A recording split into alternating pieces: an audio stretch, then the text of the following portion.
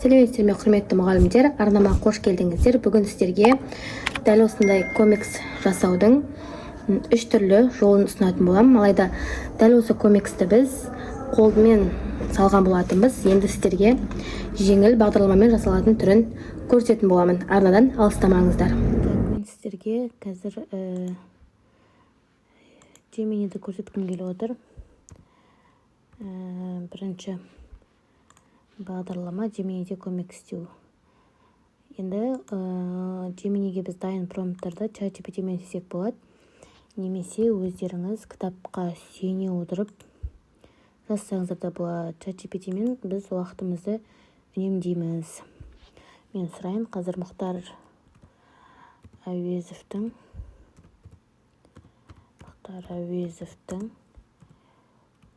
Көксерек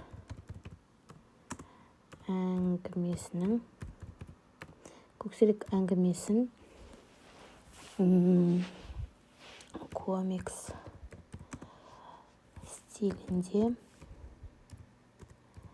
комикс стиліне тән промпт жазып бересің бе?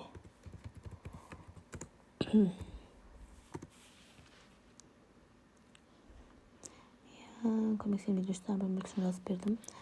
Міне мына нелерді айтқан ғой, жойларды, бірақ олар ақылы. Мен қазір тегін версиямен істегелі отырмын. Кадрлар сериясы керек маған. Кадрлар сериясы.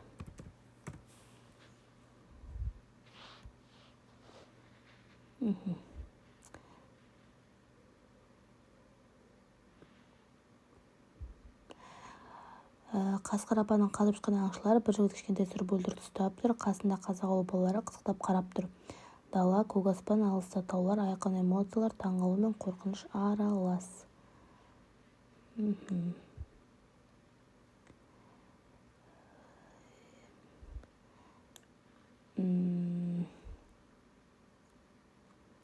былай сұрайын, кейіпкерлер өзгермейтіндей, кейіпкерлер әр комиксте өзгермейтіндей сипаттама жазшы дейін. Себебі қазір өзгеруі мүмкін. Әрқайсы әртүрлі болып. Визуал сипаттама, я.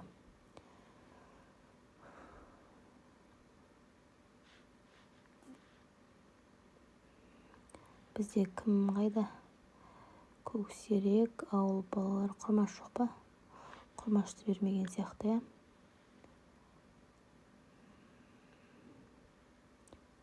Ауыл балалары тек 8-12 жас деп берген. Құрмашты жазбаған.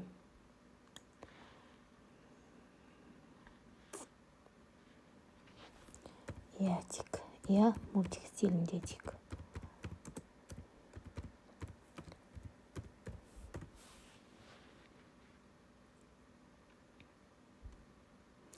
Енді қазір міне бірінші промпт алайық, я, бөлтірікті ұстау. Ең бірінші солай ұсталады. Көшіріп аламыз. Барып Gemini'ге саламыз.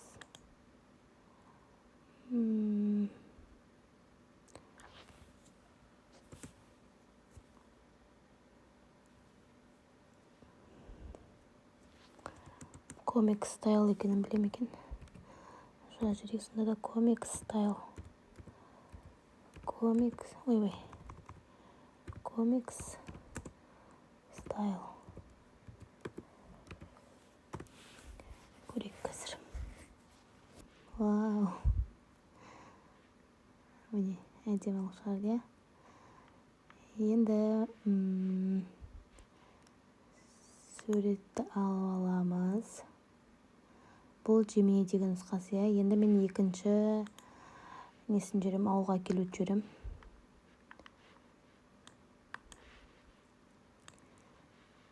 Көксеректі 7-ші сыныпта өтетін бет. балаларға қызық қой. Жалпы қай шығарманы болса да осылай жасап алсақ балаларға қабылдау жеңіл болады. Қазіргі балалардың визуалды қабілеті өте жақсы дамыған ғой. Көзбен тез сақтайды есте. Так, міне ауылға әкеліп жатыр. Мына жерде ауылға келуі ғой міне. Бұны да алып аламыз.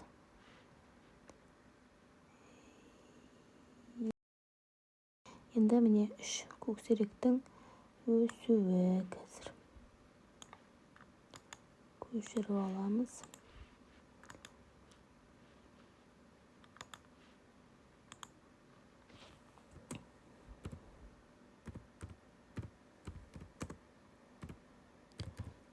Comic Style. Көксеректің өсуі. Көксеректің өсуі кәдімгідей адамдардан да қатты өсіп кетіпті. Жалпы болады енді. Көксеректі әдемі алып қойған. Жақсы. Келесі. Орманға қашуы. Үйдің тамағына тойып, әдемі қылып бағылған көксерек бәрібір орманға қарап олып кетті ғой. Өзінің түс тағысы екенін көрсетіп.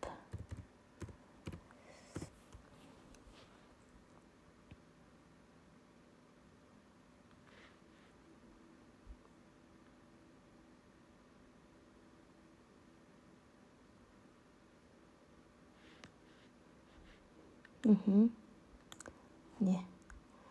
Енді олар байлақ қойған жоқ қой. Демек, дегенмен де жалпы жобаға келеді. Жалпы жобаға келеді.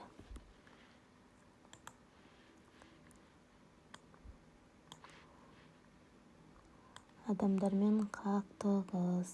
Соңғысы екен көрейік қазір. Бұл Gemini бойынша қазір тағы да бір нені көрсетем. Мына жерде адамдардың несі жоқ екен да. Сөздері.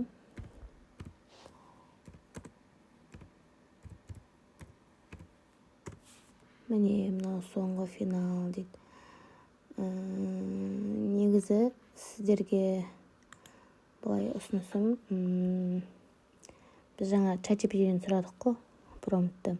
Соның жасап бергені бойынша осылай істеп беріп жатыр. ChatGPT-ге болмаса өзіміз диалогтарын барлығын қазақша түрде салып, осындай болғанын қалаймын деп промптты. Кітапта қалай тұр, солай табиғатты суреттеп, адамдардың диалогын қойып, осыны ағылшынша промпт ретінде жазып берші десең, дәл соны ағылшынға аударып береді ChatGPT. Біздің нені сұрап тұрғасын, дайын текстмен бірге сұрап тұрғасын, суреттер енді соған сай шығып жатыр. Жалпы Gemini'дің міне сапасы, кейіпкерді өзгертпей дәл салғаны, міне барлығы жалпы әдемі деңгейде шығып тұр, Жалпы кейіпкерлерді өзгертпей әдемі салып тұр. Өзіміз басқа Canva-мен немесе тіпті Instagram-нан өзімен үстіне текст жазып қойсақ болады. Мынау ChatGPT-дің өзіндегі ChatGPT-ге кіреміз ғой, кірген кезде оның ұсынатын бағдарламалары болады, ChatGPT-дің бағдарламаларына кіреміз.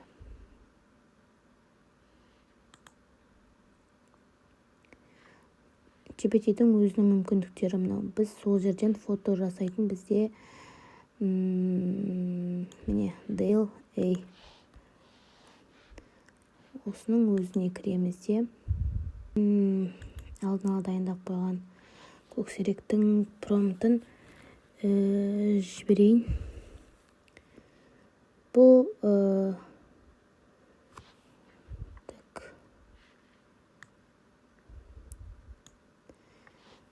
Да.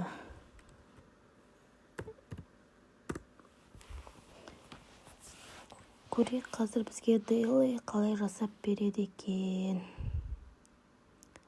Так, не получилось, система отклонила запрос из-за... Так.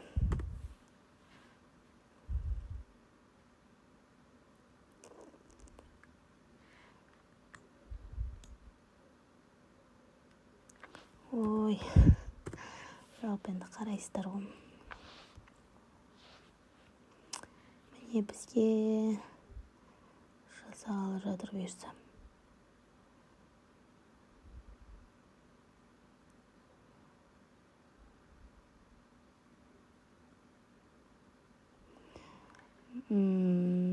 Daily'дің бір жақсы бізге екі суреттің біреуін таңдауға мүмкіндік беріп тұр. Екеуі де андай американский стильде болып тұр ғой. Көксерек емес, бір андай иттер болады, Бетховен деген сияқты. Сол сияқты болып жасалып тұр. Мына жердегі текстерді алып тастап, қазақша текстерді қойсаңыздар болады.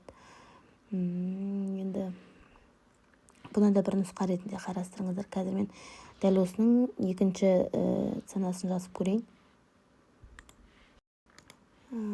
Кеттік. Адамдардың түрін, қасқырдың түрін өзгертпей жатырмын. Қазір көреміз.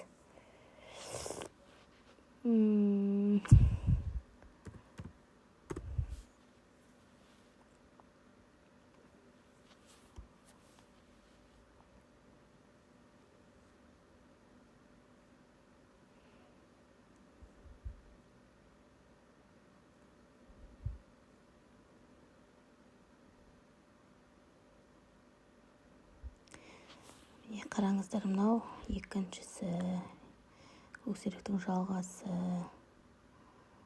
Міне баламызды қарайық, қазір ұқсай ма?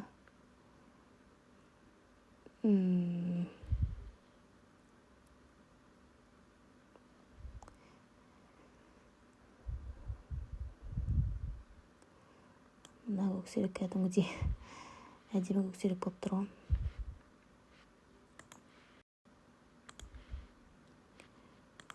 Үшінші сахнаны көрейік.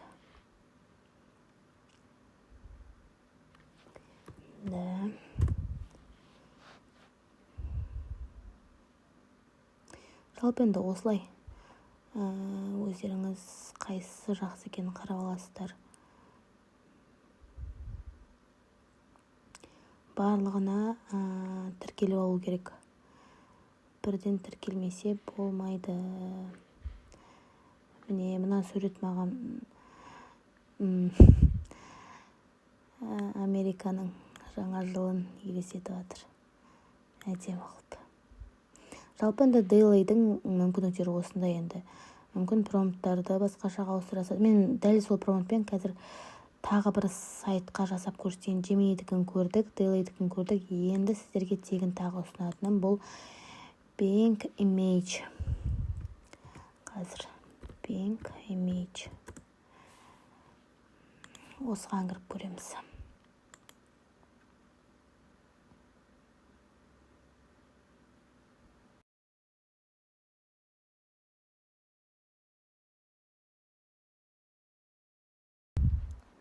Жалпы мына нұсқада көксерекке жақсы келетін сияқты.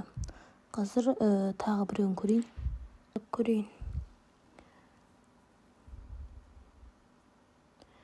Человек и волк вечные противники дейтін жазу болсын дейді. Бұл манағы ChatGPT дейтін жасанды интеллектіміздің жазып берген промпты ғой. Bing Image'дің бір жақсы мынау ескі заманға сәл ұқсатып әдемі жасайды екен. Көксерегім шығайын деп жатыр. Міне, дайын суретті көрдіңіздер. Бұл Bing Image. Міне сіздерге мен 3 түрлі тегін жасанды интеллектімен комик жасауды көрсеттім. Мынау міне Bing Image. ChatGPT'дің өзіндегі Daily, міне бізге осылай шығарып берді. Сосын Gemini. промптты сіздерге тағы да қайталап айтам. Өздеріңіз кітапқа мына көркем шығарманы оқытатын кезде баланы шатастырмас үшін міндетті түрде кітапқа сүйеніп жасағандарың жақсы. Сосын өзіміздің әдемі көркем тілдерімізді мынандай жерлерге пайдаланғанымыз жақсы. Себебі балалар визуалды қабылдайды дегенмен де біз әдебиет пәні мұғалімі болғандықтан өзіміздің тұрақты тіркестерімізді, эпитеттерімізді, теңеулерімізді ұмытпай балаға біреуін болса да сіңдіруіміз керек. Өзіміздің тіліміздің кеңдігін, байлығын бір сөйлеммен болса да көрсете алуымыз керек. Сол үшін құрметті мұғалімдер жасайтын кезде осыны өзіміз қазақша комикс жасап алып, сосын ағылшыншаға немесе орысшаға аударып жасасаңыздар болады. Сөздерін енді бізге ағылшынша жазып береді, осыларды өзгертіп тастаймыз. Бұл тегін нұсқа болғандықтан кейін енді кішкене жұмыстану керек. Маған жалпы осы Gemini'дікі жақсы қатты ұнап тұр. Жеңіл көрсетуге. Сосын мына Bing Image ескі нұсқада әдемі көрсетеді екен. Міне осы бағдарламалармен жасаған комиксті сіздерге көрсетіп шығайын. Бұл Bing Image'бен жасалған. Сөздерін өзгертіп аласыздар.